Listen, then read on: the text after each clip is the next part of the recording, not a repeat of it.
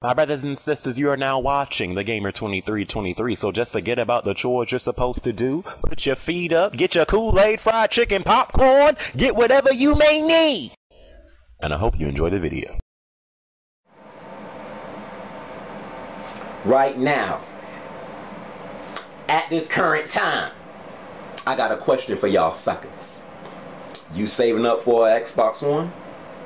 Or you saving up for a PlayStation 4? Now before you say Team PlayStation 4 in this sucker Microsoft, you can kick right. Before you say all that, okay? I mean, let's take some things into account. PlayStation 4 will be $400 on launch day. Xbox One will be $500 on launch day. I still think before they release the Xbox One, Microsoft is going to say, you know what, we have decided to release a second model of the Xbox One. It will have less gigs of hard drive space, but it will be the same price as the PlayStation 4. Thank you very much. I still think Microsoft is going to announce a second model. I can't confirm it, but I just feel that they might do that. So, but if they don't, then you have that $100 price difference, okay? PlayStation 4 has no restrictions.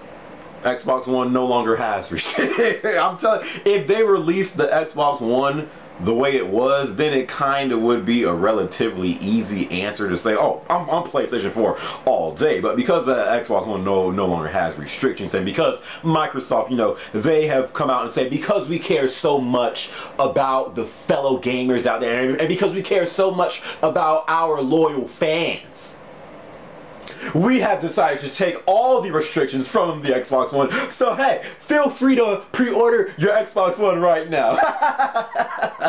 Because, you know, the Xbox One no longer has restrictions, you know, it does kind of make it now, you know, an even, you know, closer battle, if you will. You know, really the only difference now between the Xbox One and PlayStation 4 is the price difference. You can, you know, get into the specs and maybe how PlayStation 4 kind of has the advantage when it comes to specs, you know, and stuff like that. But I still think casual gamers outnumber the amount of hardcore gamers, and they're not going to freaking be looking deep inside of what each system can do. All they're going to see is, hey, I had an Xbox 360 this gen, I'm going with Xbox One. like that's how it's going to be. I'm telling you right now, if Microsoft released the Xbox One with all of those restrictions, people that had a 360, they would have bought an Xbox One. I'm talking about the casual gamers, because not all gamers, you know, are into the gaming industry news like us. Not everyone is going to be watching E3. Not everyone is going to be trying to keep up to date to what Microsoft is doing with Xbox One. People would have bought in the Xbox One being completely unaware of the restrictions it came with. And I think because for this generation, the Xbox 360 was the go-to gaming console for a while, and you know how PlayStation kind of got off to a slow start in this. It kind of got off to a slow start, and you know, you had some PlayStation fans that went over to Xbox, and you know, so now that the Xbox One and no longer has restrictions and stuff like that, I do think it's going to be, you know, a close battle. I don't think Sony is going to be dominating Microsoft the way that some people think that they might. I think it's going to be a close battle, you know. Really, when it comes to launch day exclusives, Xbox has more. I think so. As of right now, but when it comes to exclusives overall, Sony has that.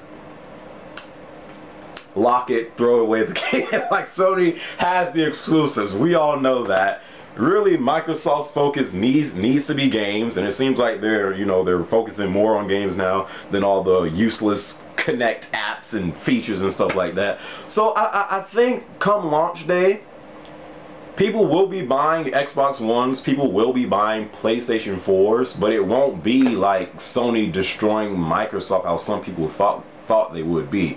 You know, people that had 360 this gen and love the 360 and don't really like PS3, they're probably going to buy an Xbox One because their friends are going to buy Xbox One, and as of right now, Xbox Live is still better than the PlayStation Network, and that's a big part of gaming today. You know, the online services. So people are still going to buy the Xbox One, but I do think that if the PlayStation 4 continues to look as good as it does and stuff like that, and great games continue to come to PlayStation 4, I do think PlayStation 4 over time might, you know, just completely look like the best console to buy. But I think come launch day is going to be close in terms of sales, you know. But you guys leave your thoughts or comments and stuff like that.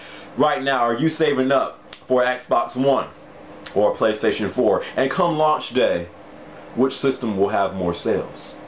Saying that, it's time to get back to playing The Last of Us, bro.